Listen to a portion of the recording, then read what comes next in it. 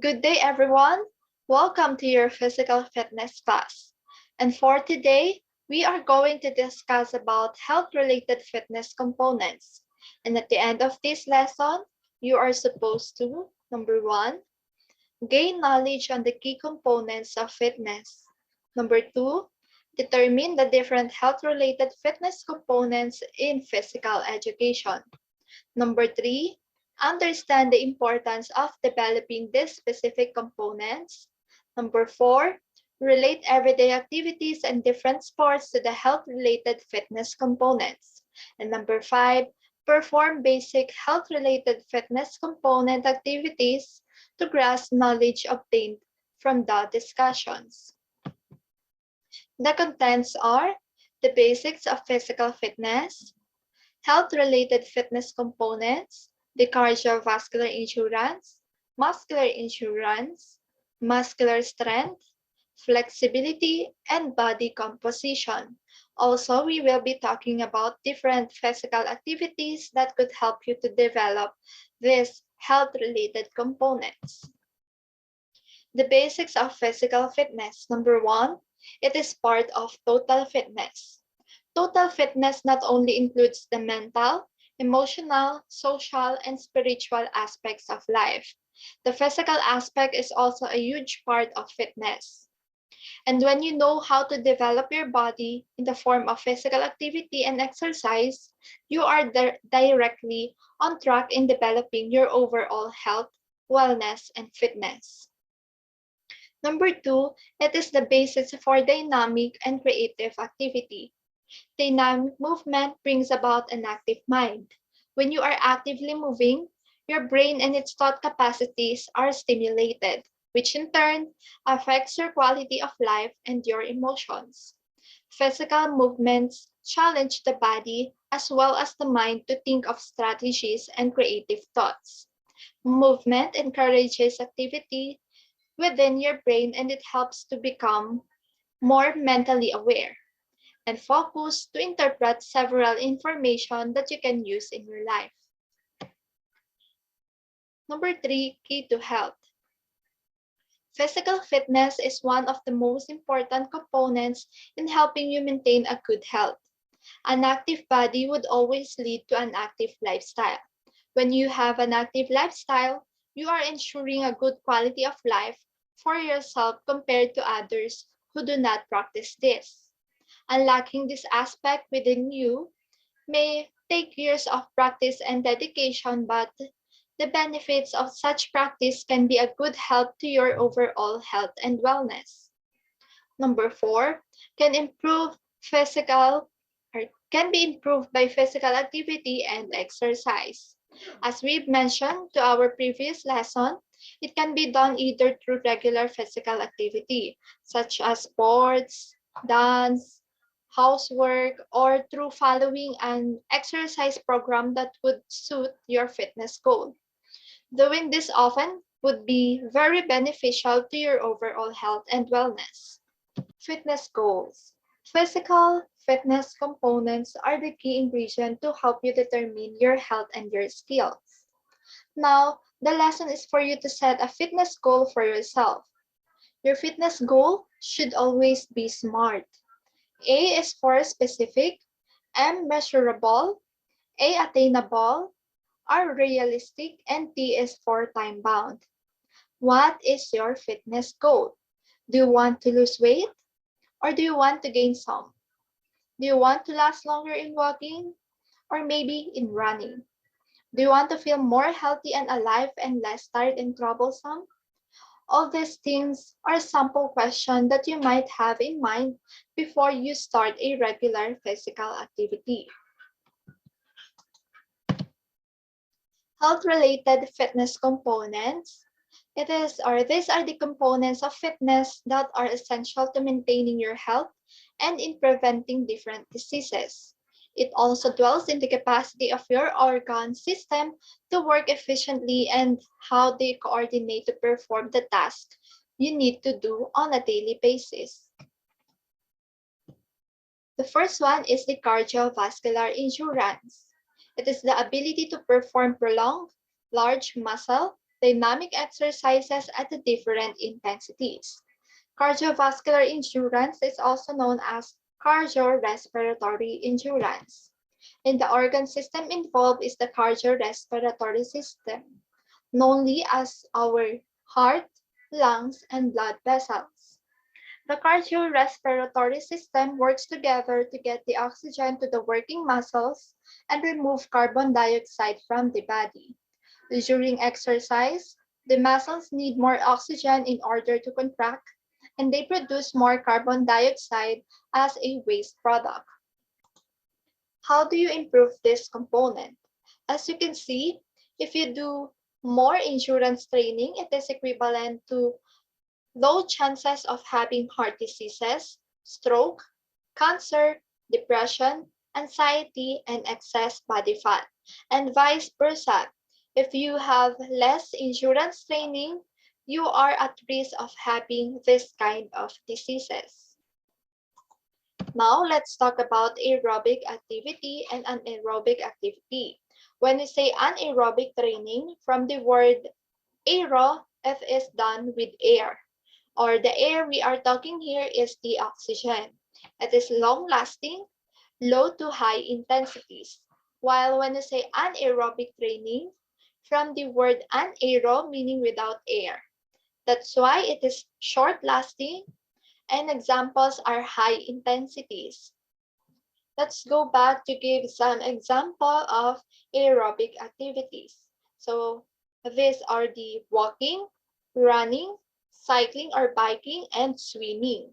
While anaerobic training, you can do sprint, weightlifting, and high-intensity interval training such as jumping or jumping jacks, squat jump, high knees, and others. How long or how many? The ideal exercise time is 30 minutes per day for 3 to 5 times a week. But this is just ideal. You can do your own or you can plan your own exercise time. Next is muscular endurance. When we say muscular endurance, it is the ability of the muscle or a muscle group to remain contracted or to contract repeatedly for a long period of time.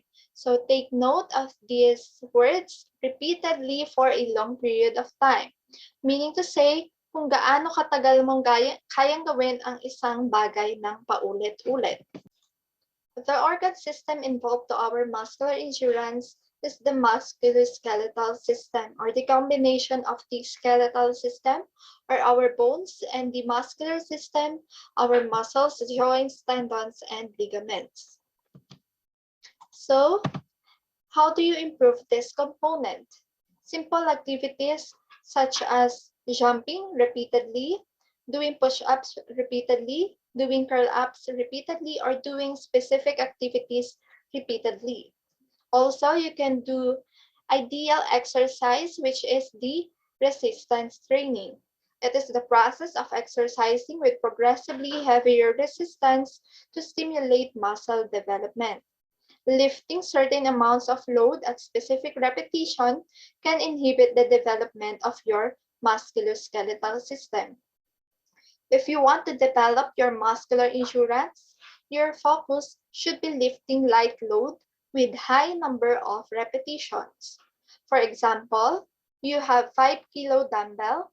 Each set is consists of 12 repetitions and you are going to do or to perform 5 sets.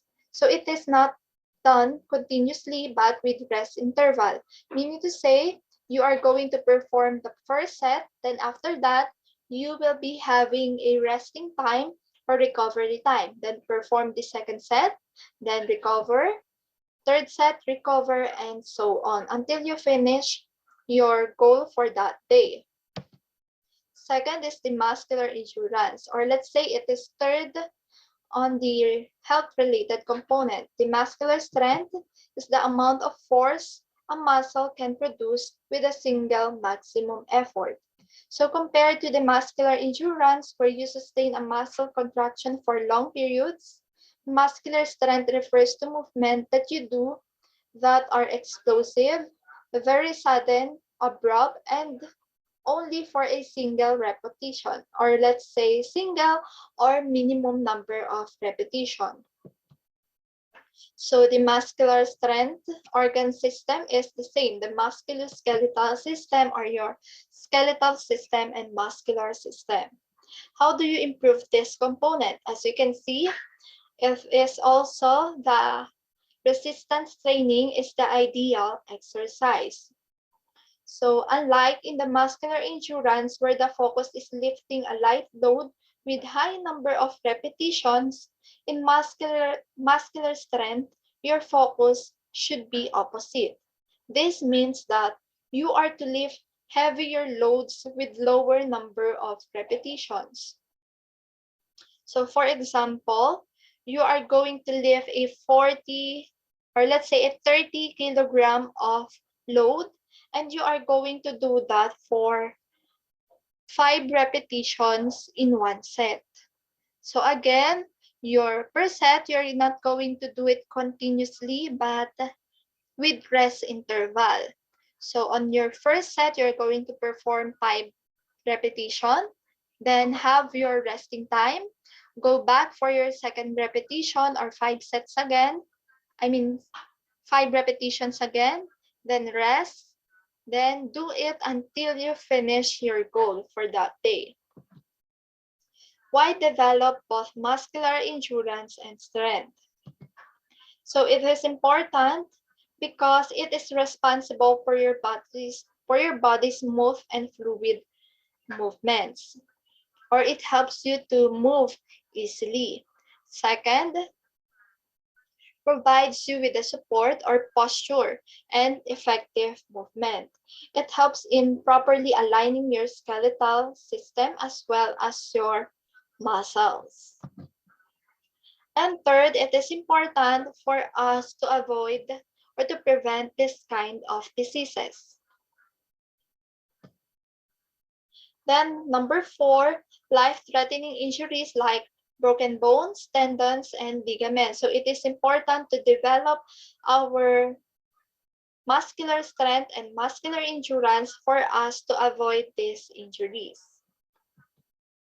How do you improve muscular strength and endurance? So as we mentioned earlier, we can do resistance training in both. So we have 2 types of resistance training. The first one is the body weight training, and the second one is the weightlifting. When you say body weight training, you are using your body as a load. So for example, as you can see in your screen, the person is performing a plank or planking. You can also use or you can also do push-ups, curl-ups, squats, and others that you can use your body as a load. The second one is weightlifting. So it requires equipment for you to perform this kind of activity. So let us differentiate the two, the endurance training and the strength training. When we say endurance training, it has minimal load with maximum repetitions and set. For example, squats with 10 kilogram weight for 3 sets of 15 repetitions. While the strength training, the maximal load with minimum repetitions and set. For example, squats with 50 kilogram weight for 3 sets of 10 repetitions. Okay, so the next component or health-related component is the flexibility. Flexibility is the range of motion available in a joint or joints. So this means that when you are flexible, your limbs are able to bend, twist, and make move without the risk of getting injured.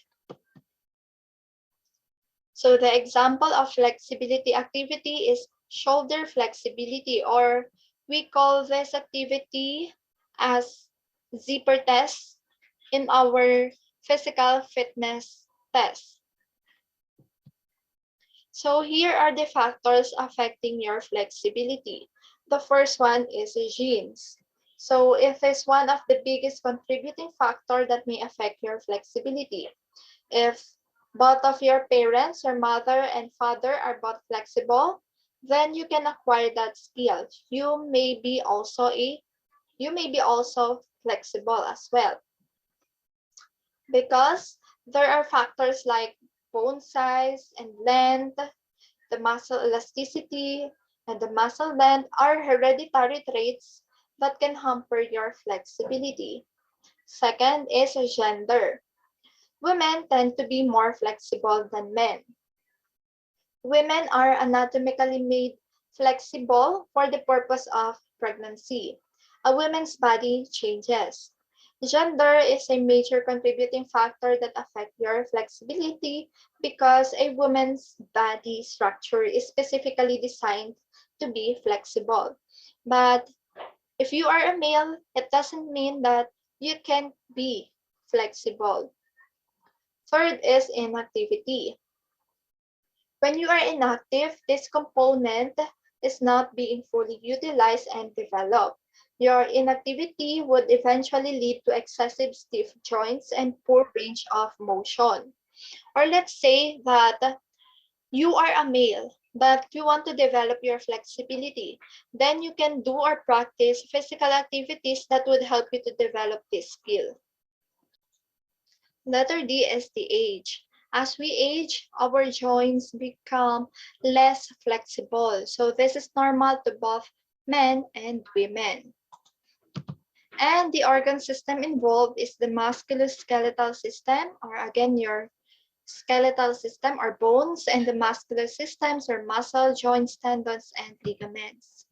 How do you develop flexibility? So there are stretching exercises that could help you to develop this component. So the first one is static stretch, a type of stretch where joints are pulled and stretched in a fixed point. Second is dynamic stretch, the opposite of the static stretch, where a type of stretch, joints are stretched while in movement. Example, dynamic forward lunges and lateral lunges. Then yoga, a stretch that is proven to induce relaxation and improve a person's focus through movement. And the Pilates or Pilates, an activity that's synonymous to yoga but with the additional use of specialized equipment. It focuses on the development of the muscular strength, endurance, and flexibility altogether. Ideal time, ideal duration of stretch. Every single day you can do 20 to 30 minutes, and each stretch must be held between 20 to 30 seconds. The last health-related component is the body composition. It is the proportion of fat mass and lean body mass within the body structure.